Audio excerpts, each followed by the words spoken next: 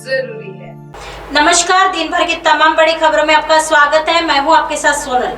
आज आपको ऐसे खबरों से रूबरू कराएंगे जो पॉलिटिक्स के सियासत के पन्नों पर एक नया इतिहास बनाते चलते हैं। रविंद्र जयंती पर कोलकाता जाएंगे अमित शाह, बीएसएफ अधिकारियों से भी करेंगे मुलाकात। केंद्रीय गृह मंत्री अमित शाह सोमवार यानी 8 मई की रात को पश्चिम बंगाल की राजधानी कोलकाता पहुंच रहे हैं। कोलकाता दौरे के दौरान अमित शाह रविंद्र जयंती के कार्यक्रम में शिरकत करेंगे और सीएम सुरक्षा बल बीएसएफ के अधिकारियों से भी मुलाकात करेंगे। इस दौरान गृह मंत्री अमित शाह बंगाल भाजपा इकाई के नेताओं के साथ भी मीटिंग कर सकते हैं। लोकसभा चुनाव और पंचायत चुनाव की तैयारियों की समीक्षा कर सकते हैं। बता दें कि इसके पहले बंगाल दौरे के दौरान गृह मंत्री ने बीरभूम में सभा की थी। इस बार भी सभा का कार्यक्रम था, किंतु अमित शाह का कोई सियासी कार्यक्रम नहीं है। वह रविंद्र जयंती के मौके पर सांस्कृतिक कार्यक्रमों में शामिल होंगे। रिपोर्ट्स के अनुसार अमित शाह 8 मई को करीब 11:30 बजे कोलकाता हवाई अड्डे पर उतरेंगे और वहां एक प्राइवेट होटल में विश्राम करेंगे। इसी होटल में गृह मंत्री पार्टी नेतृत्व के साथ मीटिंग भी कर सकते हैं। अमित शाह होटल से सीधे कोलकाता में रविंद्रनाथ टैगोर के पैतृक आवास जोड़ा सांकू ठाकुरबाड़ी पहुंचेंगे और वहां टैगोर को श्रद्धांजलि अर्पित करेंगे। इसके साथ ही टैगोर की स्मृतियों को लेकर बने म्यूजियम का भी दौरा कर सकते हैं। आइए बढ़ते हैं अगली खबर की तरफ।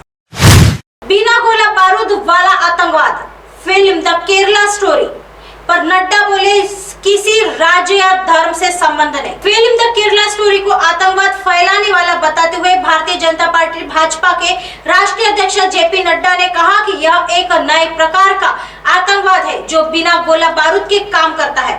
नड्डा रविवार को बेंगलुरु के गरुड़ मॉल में फिल्म के एक विशेष स्क्रीनिंग में शामिल हुए, जहां वह आगामी विधानसभा चुनाव के लिए पार्टी के लिए प्रचार भी कर रहे हैं। पत्रकारों से बात करते हुए नड्डा ने कहा, एक नए प्रकार का आतंकवाद है जो बिना गोला बारूद के है। केरला स्टोरी जहरीले आतंकवाद को उजागर करती है। इस तरह के आतंकवाद का संबंध किसी राज्य या धर्म से नहीं है। इससे पहले चुनावी राज्य कर्नाटक में एक रैली को संबोधित करते हुए प्रधानमंत्री नरेंद्र मोदी जी ने कहा था कि द केरला स्टोरी फिल्म आतंकी साजिश पर आधारित है। प्रधानमंत्री ने कहा कि फिल्म द केरला स्टोरी आतंकवाद के कुरूप सच को दिखाती है और आतंकवादियों के मसंगों का पर्दाफाश करती है। उन्होंने कहा कि फिल्म एक आतंकी साजिश पर आधारित है। उन्होंने कांग्रेस पार्टी पर भी निशाना साधा और कहा कि कांग्रेस ने वोट बैंक के लिए आतंकवाद को पनाह दी है। पीएम ने कहा, आतंकवाद पर बनी फिल्म का कांग्रेस विरोध कर रही है और आतंकवाद के साथ खड़ी है। कांग्रेस ने वोट बैंक के लिए आतंकवाद का बचाव किया है। केरल के मुख्यमंत्री पिनाराई विजयन ने पहले एक बयान में कहा था कि फिल्म जानबूझकर सांप्रदायिक ध्रुवीकरण पैदा करने और केरल के खिलाफ नफरत फैलाने के उद्देश्य से बनाई गई थी। आइए बढ़ते हैं अगली खबर की तरफ।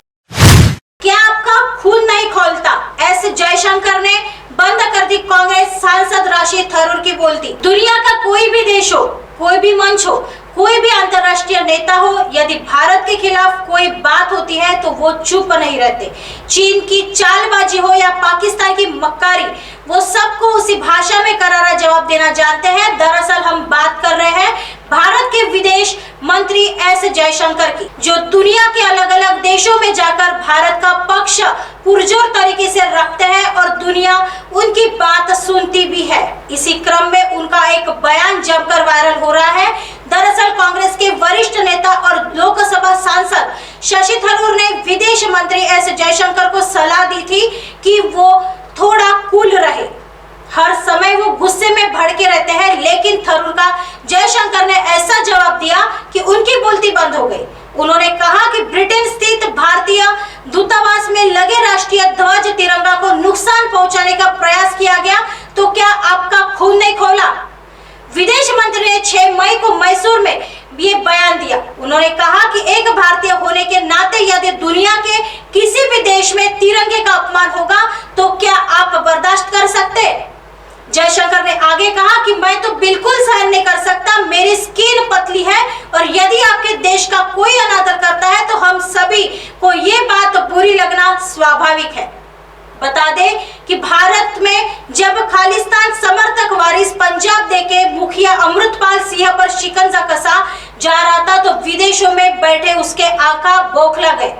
अमेरिका, ऑस्ट्रेलिया, कनाडा और ब्रिटेन में बड़े स्तर पर खालिस्तानियों ने उत्पात मचाया शुरू कर दिया। कनाडा में भारतीय पत्रकार के साथ तक मारपीट कर दी गई। अमेरिका में भी भारतीय पत्रकार पर हमला हुआ। ऐसे ही दिन भर की तमाम बड़ी खबरों से आपको रूबरू कराएंगे। तब तक बने रहिए MNS न्यूज के साथ। नमस्कार।